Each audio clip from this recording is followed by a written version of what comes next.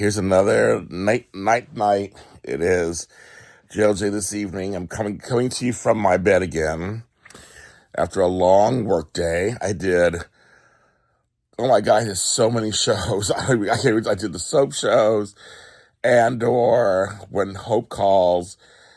It was a busy night. I just killed a spider that was up there. It was giant. Oh my God, it was giant. I was like, what the F? So I can't remember. Where's the cameras over there? I don't know what I'm looking at. That lighting is just that lighting's bad. Let's see if I can do this correctly. So, get it. So I kind of wanted to tell you guys a couple of funny little stories because I have been really on this kind of negative tip recently. So I'm trying to change that a bit. I'm taking my hair out. So I was thinking about, because I basically have a couple of friendships that are changing right now, not for the good, and I was just like, I don't want to be just Mr. I got my nose itches. I want you to see you doing that. Look up there. Yeah, that's a Christmas thing. I'm taking it down. Anyway, I want you to see me dig right now. I'm like, oh my God, I'm just irritated. My hair is irritating it. Well, it's a hair. That's what it is. It's a hair. Anyway, attractive, right? That's just why So I was staying with my friend, one of my ex-friends. We did this thing for years, folks, for years. And hopefully it's maybe unlocked. Some of you guys had friends. Maybe you did some funny things too. So we had this one prank, but it was a harmless prank.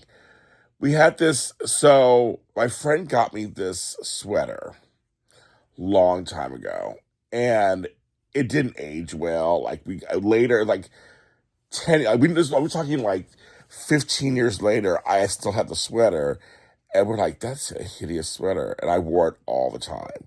It was like, what the fuck were we thinking? So I remember I got the idea to hide it in one of his drawers. We lived together in the same house. So I put the sweater in his drawer, like the bottom of the drawer. And then it was like 6 months later, he actually found it. He was like, why is this sweater in my drawer? And he showed it. He goes, James, this is your sweater. And I started laughing. I told him the whole story. He's like, oh my God, it's been in my drawer for 6 months. That's how little you take care of your stuff in your drawers. So I took it back or whatever. And then like maybe 3 months later, I put it in his closet, the back of the closet. And then I moved out. No, not yet. So I put it back in his closet. I think like a month later, he found it or so. Some of these dates are a little bit we started this whole thing where then I was going to travel, and he snuck it in my suitcase.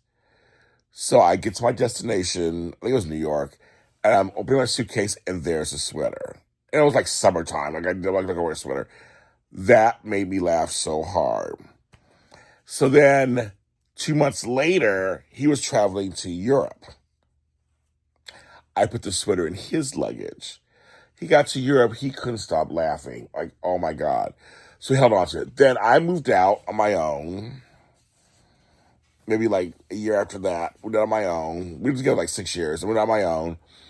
And then one day, I look in one of my closets, there's a sweater. I think he must have brought it on one of his visits to my house and did it. So I'm laughing. So then I kept it for a while, for a couple of years, kept it for a while. I said, okay, can't do it too frequently because he'll be always looking for it. I said, I need him to forget about it, and then like it'll pop up. So I remember like a couple of years later, and I moved back in with him at another location. So I totally hid the sweater, and that was funny. And then I left LA. I left to come back to LA.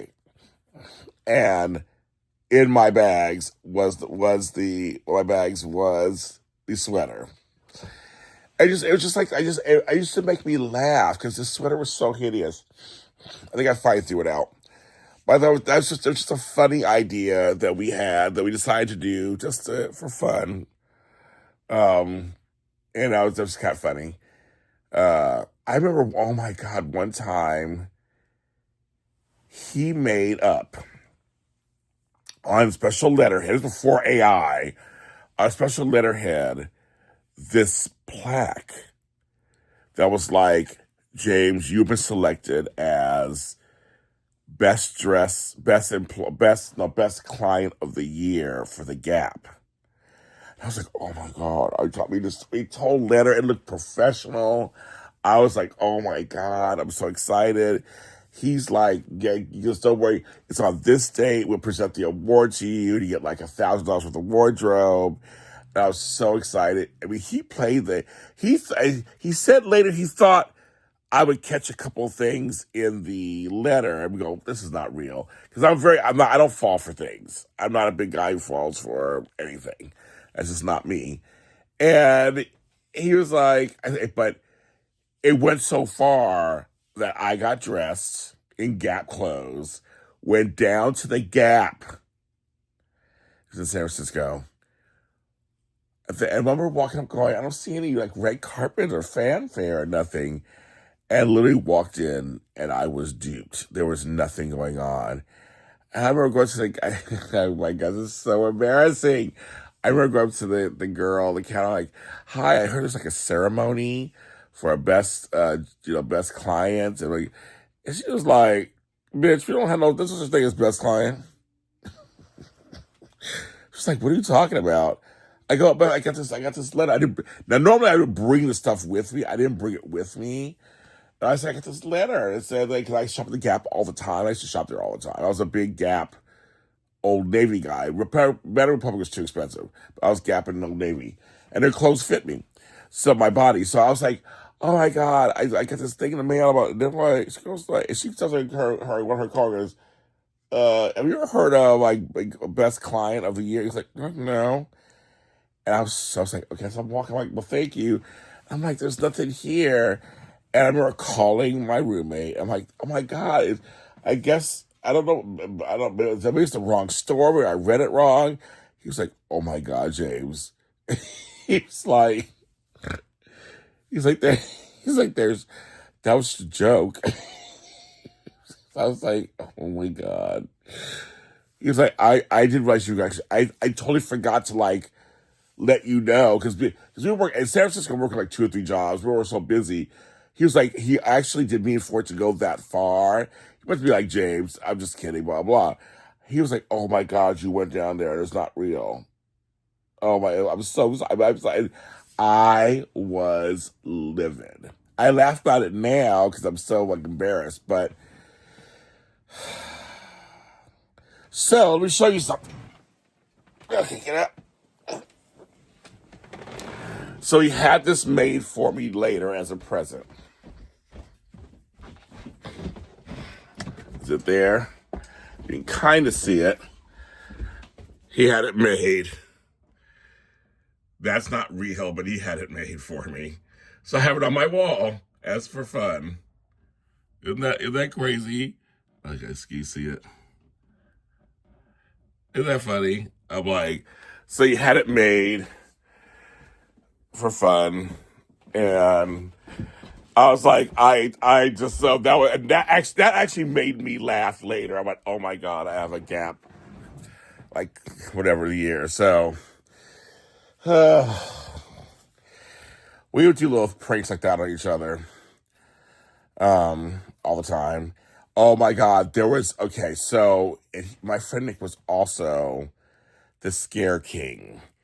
He would scare the shit out of you.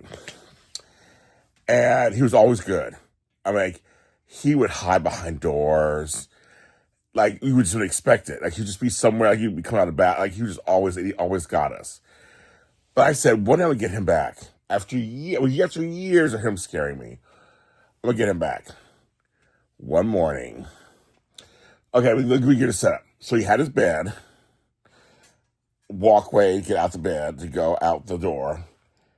and a few inches next to the bed was a nightstand with his clock. Back in the day, we had clocks that set our alarm. And I knew what time he got up every morning. And we worked at the same job, so I knew what time he got up in the morning at this point. And so I got up earlier, laid down on the floor, and I was laying there. I was like 20 minutes. We had cats, and each of us had a couple of cats to sleep with us. And I was like, cats do not do anything. Because if you saw me up, usually the cats are like, oh, daddy's up. Let's grab. I said, no, I want to scare the crap out of Nick. So I'm laying on the floor still. The cats didn't bother me, thank God. And I'm like waiting for the time. I saw the clock, look at the clock. And I'm like, okay, there's the clock. There's the clock. And I'm laying there. Then the alarm goes off. And it's my turn. He goes to reach over to turn it up. I just sit up and I go, good morning. And he flew across the bed. Like, he levitated like Marlena possessed by the devil on Days of Our Lives across the room. I won. I just got up and walked away. And it was so satisfying. Oh my God, I had 20 minutes of laying there. Oh my God, it was so satisfying. I got him. But then it was one of those things where you're like, uh-oh, he's going to get me. Even worse now. He didn't actually come to fruition, but he acknowledged. He said, James, that was good. I laughed. Oh my God, he flew across the room. Oh, it was funny. We had a good time. That was a good time. So like little things like that, we would do that. You know, because my Aunt Faith and I talk about this, how, it's fun to be silly sometimes and just have fun at any age. We were younger, but at any age. And it keeps you aggressive. I remember my stepfather, Moses, may he rest in peace, he, this is later, this was like 10 years ago, we're at Party City.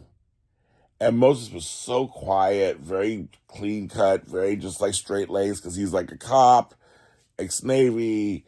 I would always talk crazy around him. He just like never said nothing. So one day he's like, James, come here. I'm going to show you something. Because we're in Party City looking at party things, party supplies. And it's this giant like figure. They have Party City, you have like giant things you can buy to lay standing around. Like a giant man, where he was totally whatever. The guy goes, boo. Scares the shit out of me.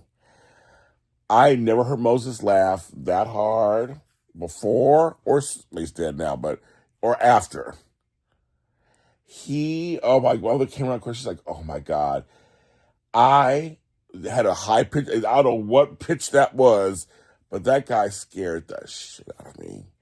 And I'm in my 40s. It was like, so I appreciate that. I appreciate that, Moses. That was funny. That was good. I appreciate it. But yeah, if it's a good prank done to me, I totally appreciate it. So that was fun too. So it's just good to have some laughs, some silliness.